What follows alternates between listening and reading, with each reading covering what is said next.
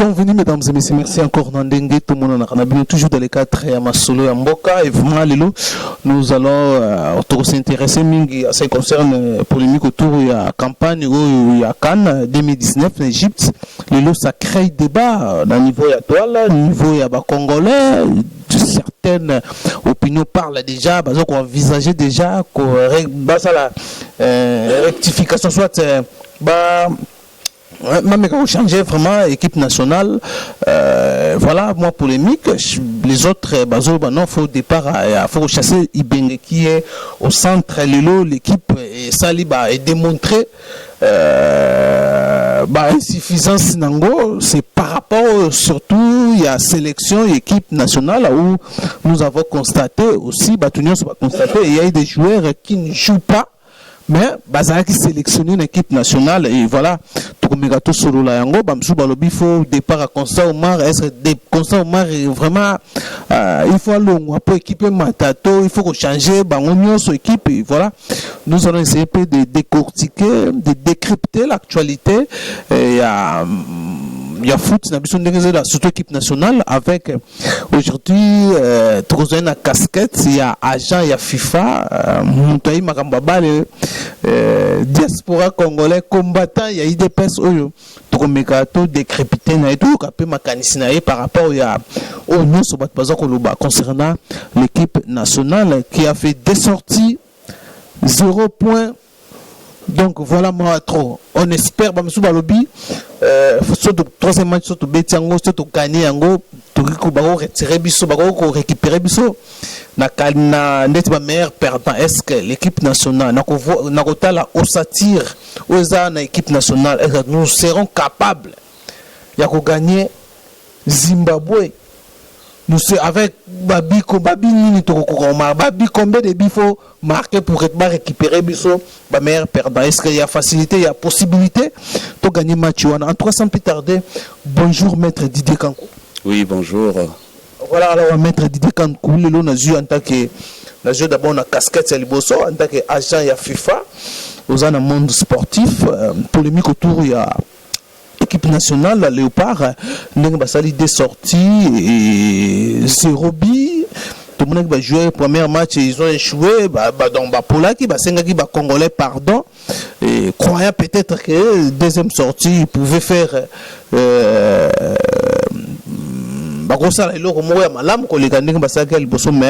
Malheureusement, encore, tout ça qui humilié par. Les pharaons d'Égypte n'habitaient d'abord équipe nationale, sélection Oui, merci beaucoup pour la question Touningaï. Je pense que l'entraîneur staff technique actuel est sélectionné qui est le meilleur du moment selon Bango ndenge ba kendeki na bango na Cannes. Premier match contre Ouganda. Vraiment équipe qui vraiment au pointé, mais la deuxième match tokolo ba équipe est bien mais Zaki na chance il y a babité. Mais ce que nous pouvons dire équipe moni à Zimbabwe et Yanini à Égypte et za équipe c'est là qui préparation est belle. Donc c'est que toko senga pour na équipe na biso, il faut pas toko makaka na dernière minute tant tozo komawana toko mi otala potoloba sikoyo résultat boy.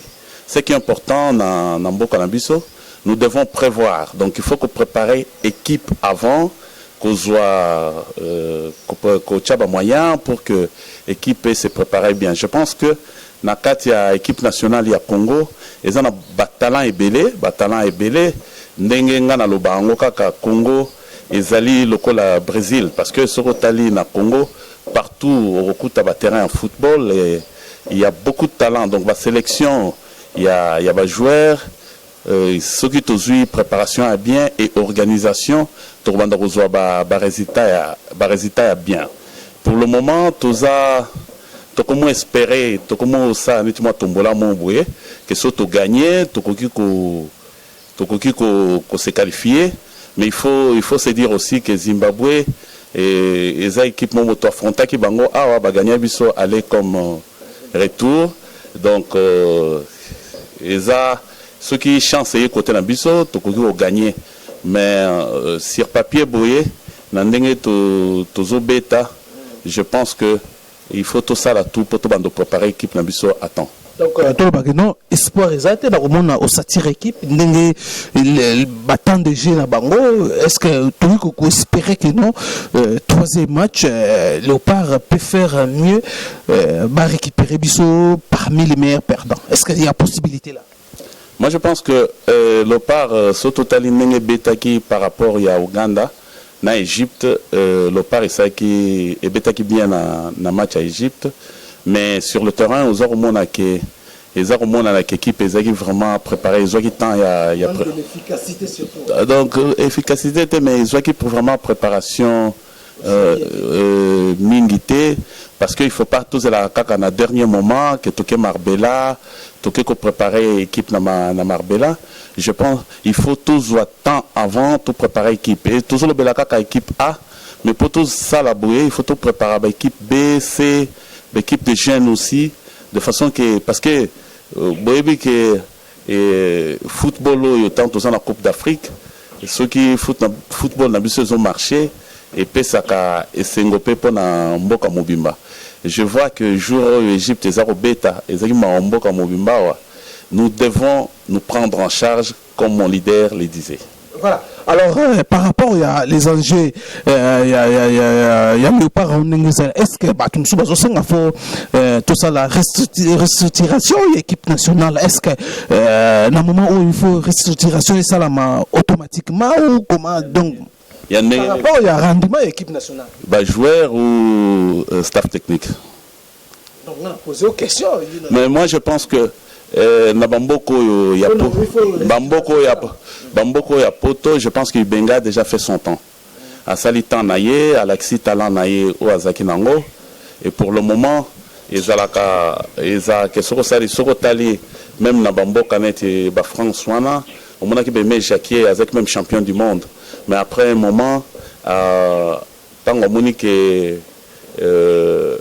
travail à Sarake Koki, à Nima qui était renouveler nani contrat naé sokotali Didier Deschamps dernièrement avec le champion du monde, il faut tous au moins habitude à ça là que surtout ça succès un moment tout à la éternalité kaka biso na biso. Je pense que pour le moment il bengue nani staff technique ou ezali ou basali et koki, il faut qu'on permettre sikoyo tous staff technique à sika pour et ça là parce que au staff technique c'est Messeni Ndengezawana tous au staff technique à Sika pour permettre évolution à l'équipe nationale parce que je pense que le Congo n'a pas talent aux anango le Congo vous allez jamais absent dans la Coupe du Monde. Voilà. Alors maintenant il faut changer staff technique, mais certaines opinions pensent déjà il y a qu'à viser aussi pour la consommer le président de la fédération. Est-ce que il faut consommer sur Akende? Est-ce que problème dans cette équipe? C'est comme si Batum sous Oazokanza. Moi je pense que le président de la fédération Constant Omari Azaki sur le terrain il est Eloko Salaki. Et vous allez recruter qui entraîneur et tout ce qui est possible. Et puis, changement, il y a Constant Omar, il faut comprendre un peu Valois, il y a FIFA, et Zali, président, il y a association, il y a province de Ponakae, et la population, et l'État, et Naniako, Longola été. Donc, au moment des élections, on a donc, pour moi, pour le moment, nous avons un point de vue à avancer sur Constant Omari parce que Constant Omari a choisi. Pour le moment, je pense qu'il faut voir un peu avant l'élection, il faut que tu aies beaucoup sur staff technique. Alors, c'est bon. Par rapport à l'administration, il y a Consomma qui aussi a problème par rapport à la sélection, il y a Congolo, les joueurs football professionnel, il y a des problèmes de documents, surtout ils ont opposé, il y a la raison pour laquelle ils sont condamnés comme ça au mari. Mais moi je pense que dans l'auto que nous devons nous préparer. Il faut tous avoir temps, il y a qu'organiser ma communion avant. Dans Mikolozoya, si nous parvenons à nous qualifier, ça serait bien. Surtout tous ces qualifiés peut bien être et ça une façon tous on a pour réfléchir. Tout le monde a comment que ça la sélection Ezoya, comment préparer l'équipe à temps. et puis tout le kaka joueur au bazar vraiment même ceux qui ont été dans l'équipe à Poto à en attente de jeu. Voilà. Alors maintenant le Biona, alors comment maintenant y arriver? Pour Kokoma, je pense que Mikolo Zoya, gouvernement est Rubima, ce gouvernement est Ebimi, ils vont mettre un peu le budget, total le budget à sport Ndenge Rosala. Donc ceux qui battent le budget à sport, pour inviter un peu le Congolais au comprendre Makamongo pour essayer d'organiser l'équipe nationale. Par exemple, Sotolobi Nangai Boye, nous avons trouvé un match belé pour la préparation équipe. Donc nous sommes capables de changer aussi l'équipe nationale. On a rappelé aussi, parce que nous sommes managers, il y a Tobi Asbantou, à part Asbantou, manager aussi les joueurs, au Tegra jouer dans les bandas, même l'équipe Zimbabwe, voilà l'homme qui a sélectionné, l'homme qui a fait la sélection, il y a Zimbabwe, il y a Congolais, combattant, il y a IDPS. Oui, une expérience il y a football, invité na Zimbabwe pour mettre un peu organiser le football zimbabwéen. Les lots Zimbabwe, tout le monde pour na bango qualifié au Zimbabwe, il ne faut pas comparer on a vu ça parce que c'est une expérience belée. Baza qualifié. Je pense que ceux qui n'ont pas on a bambo comme Soussou, dans mon pays aussi, je peux le faire. Je peux le faire et puis que je vois résultat bien. Parce que dans une expérience, dans le milieu, il y a football professionnel. Si il y a ce touché moyen, donc préparer l'équipe vraiment avant. Et Mikolo et Zoya, pour nous repousser à la fin de Congo, c'est difficile. Voilà, alors aussi manager, il y a Asbantou, Asbantou, je crois que tout comme Nasuka, alors pour tout ça Léopard, n'habitez ce dernier match sorti à Léopard, est-ce que pense toujours panto, faut qu'on pense na résultat moko, tous à la réponse tous à la réaliste, est-ce que tu croire que Léopard peut gagner Zimbabwéen et puis va récupérer Bisso meilleur perdant? Le roi Nassambela na Nzamba aux à côté na biso. Le roi Nzamba gagner, mais sur le terrain il faut voyez que Zimbabwe les équipes et ça qui préparation est belée. Donc surtout gagner ils a peu chance, mais surtout gagner il faut tout zonga, tout rectifier là où tout ça qui bien pour tout me progresser. Voilà. Alors, tout le bilabom que Asbantou beaucoup de niveau pour Mikolozo manager Asbantou le mozong sango Asbantou to ebaka la wana makasi j'ai appris que y a na entraîneur moko expatrié étranger entraîneur moko étranger na Asbantou et beaucoup de niveau ni Asbantou ba recrutement. Oui, à ce qui concerne Asbantou, na yebisa ko la fois passée tous les entraîneurs à Mundele ou à Kufa qui awa tout ça qui est un peu tant entraîneur à Koufi, donc comment qui n'a pas problème belé. Tout ça la réunion si quoi tout ça là on a Mbujimaï. Donc pour le moment tout ça là surtout na foot Ligue 2 ou bien tout ça na Ligue 1, mais tout ça là entre autres tout zingi que l'Asbantou est comme entreprise parce qu'il y a quatre Asbantou, tout ça qui n'a désordre et belé. Il va être qui et il y a un autre et comme société pour bateau balingi Asbantou basa là-bas apport pour équipe Nabiso et Kendeli Bosso. Comme dans le baki la fois passée, tu as annoncé combo il y a entraîneur Yassika, mais pour le moment tu as annoncé l'amté. Déjà. Oui, tu as un contact, contact est déjà avancé, donc tu as annoncé combo naïe. Voilà. Alors, vraiment, tu as sur sa beauté, vous avez acteur politique, il y a un mot qu'on a biso. Au Bénin, vous avez acteur politique, il y a un mot qu'on a biso.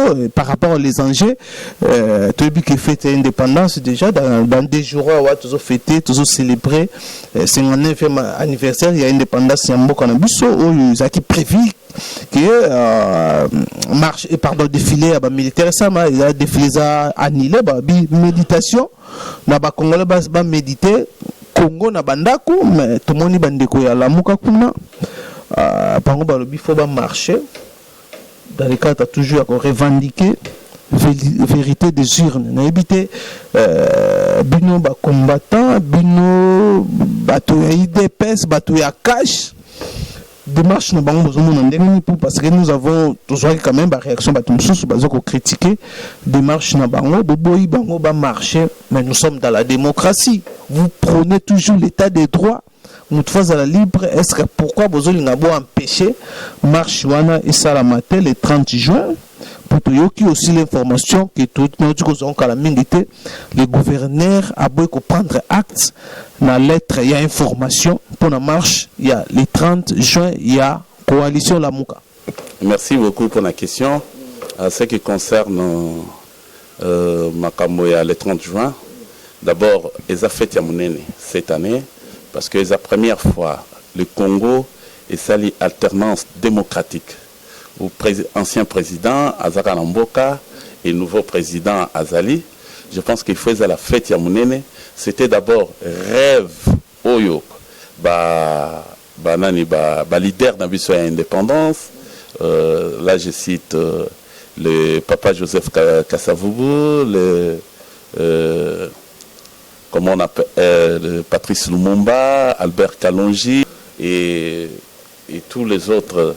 Ndenge bazalaki souhait na bango tant bakende ki table ronde baloba que Congo il faut et comme vraiment exemple la démocratie yango moni lelo le 30 juin oyo eza fête ya munene depuis l'indépendance que Congo est sali alternance politique où l'ancien président a longué élection élu démocratiquement un nouveau président à côté. Donc pour moi, il faut tobeta maboko pour namboka na biso. Donc bino bobo il marche ça la mabaninga musuzo baza mécontent jusqu'à présent babi président na kota na ndenge moko ya muyibi ne bazobenga président nommé et bango ba ko marcher ka bazo senga ba populaire donc sous le passé soulèvement populaire mais comme marche pacifique. Merci beaucoup pour la question nayo. Je pense que la constitution congolaise est le baraté qu'il faut qu'on nomme un président. On dit président, il faut Azala Eli. Donc Félix Antoine Tshisekedi Tshilombo a été élu. Azaki nommé. Tout le monde a qui ordonnance moko ya nomination té. Donc Azaki élu. Donc débat wana eza débat moko tokoko lo belango pena mingité.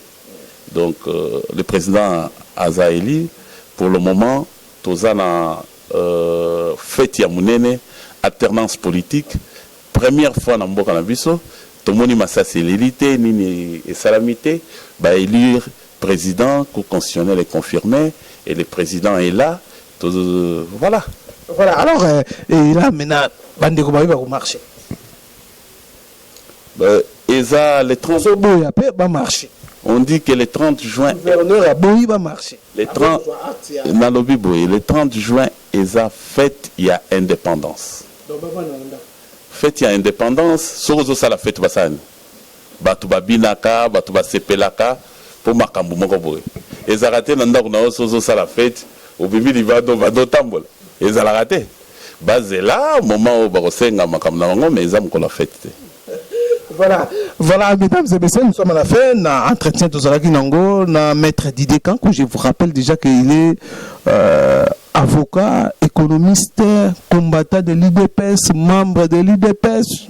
Autrement, il est aussi agent FIFA. Vous sentir comment expliquer ce qui concerne football na biso léopard équipe nationale à lobby wa ko lobaye vision aye pays azosenga pe fo restructuration équipe nationale son staff technique wana faut vraiment ils ont déjà fait leur temps ba PCO ba ko pesa maintenant il faut que staff sous écouta na mboka na biso po ba congolais bazongela Kosepela na habité maître Didier Kankou ce que vous en dernièrement pour tout ceux qui déjà.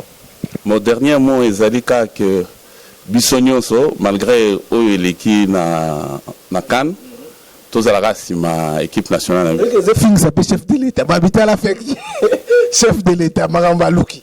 Chef de l'État, Zamuto Alingaka. Mais Nazoé Sabino que avec Félix Tshisekedi, le Congo, Oyozomona, a qualifié la Coupe du Monde et puis la Coupe du Monde parce que chef de l'État a l'ingé sport mingi. Le rôle a l'ingé sport mingi, je pense à Robin Sabat, Congolais au basa compétent et Congo et ça la merveille va te béler va se pela nango. Mais nazo lancer message moko na ndeko na biso azape coach Théophile Bola azana na Paris namoni asali ba biloko bien belé na Guinée azaki na Orea na landaki dernièrement na Paris bazolo belaye ceux qui ont regardé la vidéo Théophile Bola à comprendre que il est temps il y a rozonga na Congo et ko aider Congo.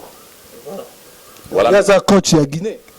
Théophile Bola aza coach aza congolais aza na Paris mais na mona ranete hésita koya na Congo akene mingi Guinée Conakry asali musale belé kuna tozo senga eke na minute oyo ndenge chef message à chef de l'État ba congolais nyonso bazali banda o bazana compétence bazonga na mboka po ba aider Congo donc nazo senga pe Théophile Bola azonga na Congo parce que l'équipe nationale tolobika équipe nationale mais Congo ezana besoin na ye Congo eza besoin na ye ceux qui a moni biso toza wa yepaya.